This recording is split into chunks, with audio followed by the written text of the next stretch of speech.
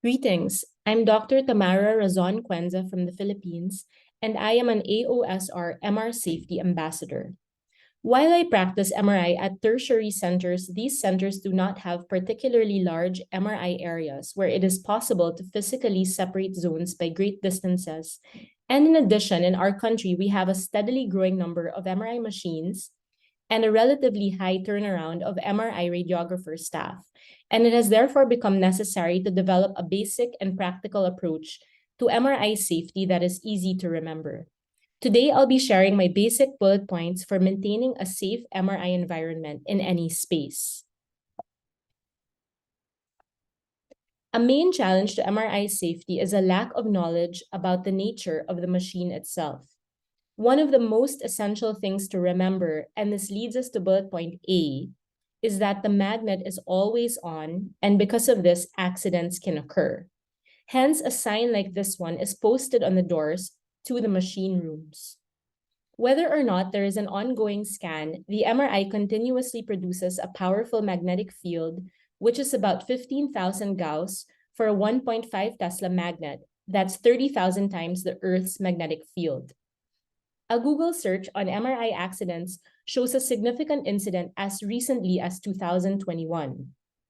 Articles cite an event on October 18, 2021, where a 60-year-old male patient at a South Korean hospital was killed in an MRI accident when an oxygen cylinder that was carried into the scanning suite during his exam was sucked into the MRI machine, hitting him.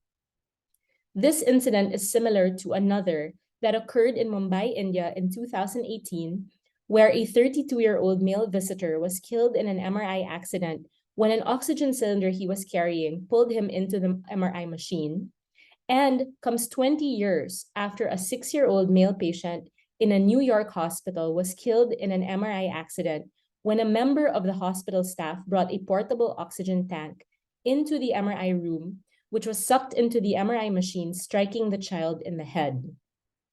As few and far between as these accidents may occur, when it comes to MRI accidents, they may be extremely rare.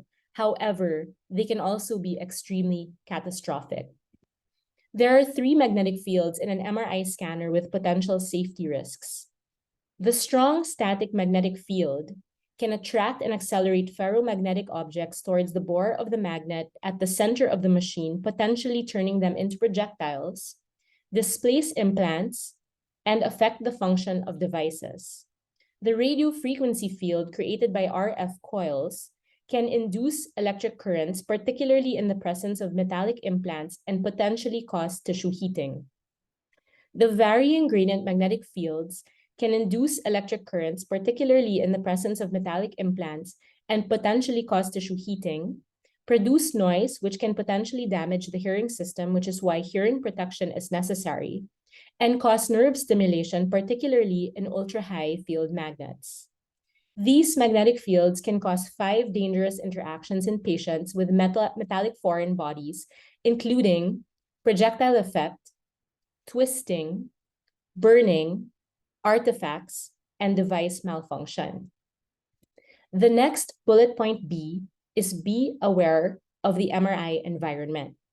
The MRI environment is invisible but ever present.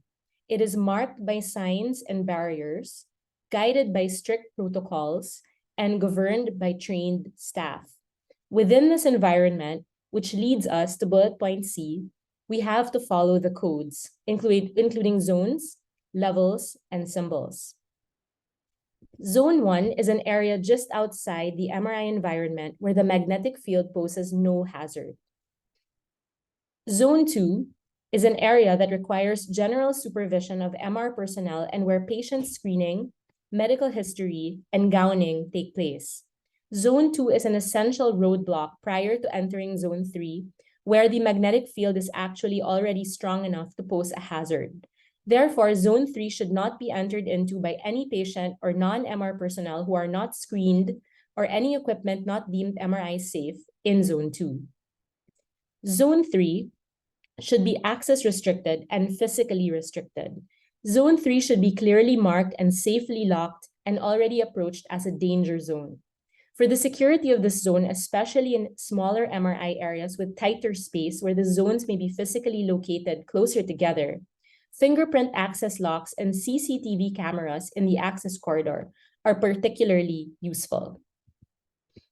Zone 4, which is equivalent to the MRI scanner room, has the highest magnetic field strength and the greatest risk to safety.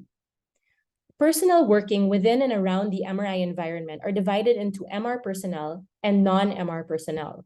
Level 2 MR personnel are the more extensively trained and educated staff in the broader aspects of MRI safety issues and are the official supervisors for zones 3 and 4. All persons and all equipment entering these zones should be authorized by level 2 MR personnel. So it is really essential that these personnel acting as human safety barriers be knowledgeable and also acknowledged as the authority in these areas. All metallic devices on or external to the patient must be labeled MR safe or conditional to be able to enter into the MR environment. An MR safe or conditional status can never be assumed unless clearly documented in writing. There is a standard FDA labeling criteria with specific symbols for portable objects. MR safe objects are considered safe in any MR environment and include non-metallic, non-conducting, and non-magnetic objects. MR conditional objects can be safely used under conditions which are specific to the particular model, make, and identification of the object. And MR unsafe objects present safety risks and may not be brought in to an MRI environment, including ferromagnetic objects. Knowing that the MRI environment has safety issues, and this brings us to bullet point D, means that we have to have good lines of defense. To serve as human lines of defense, the staff in the MRI area need to be well-trained, and that training needs to be regularly updated. This is an MRI of the thighs of a 40-year-old patient who was screened and cleared verbally, visually, and using a metal detector wand.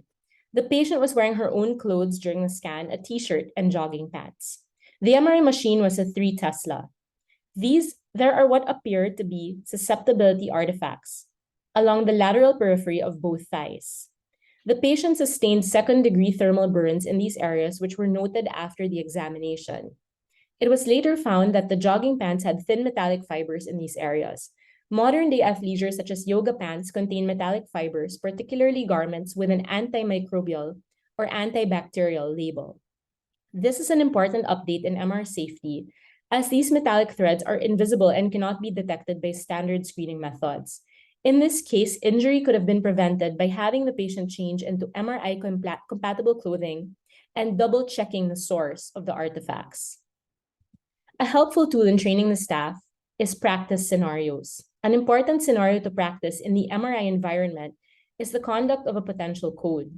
A code should not be performed in zones 3 and 4, which are potentially hazardous areas to bring in unscreened personnel and equipment. There should therefore be a protocol in place for transporting the patient immediately out of zones 4 and 3 and into zone 2, where a code may be safely conducted. Another line of defense in our arsenal are safety checklists and questionnaires used to screen patients, which should be filled up by the patient and reviewed and reconfirmed by the staff. This tool will flag certain patient metallic implants that may potentially be MRI unsafe.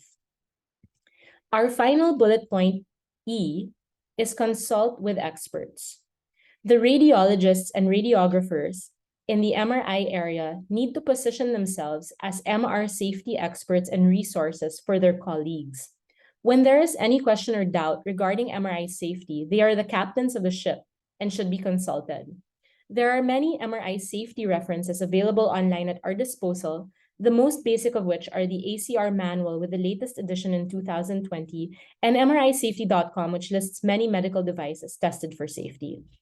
In summary, my basic ABCDEs for maintaining a safe MRI environment in any space are A, the magnet is always on and accidents may occur. B, be aware of the MRI environment. C, follow the codes.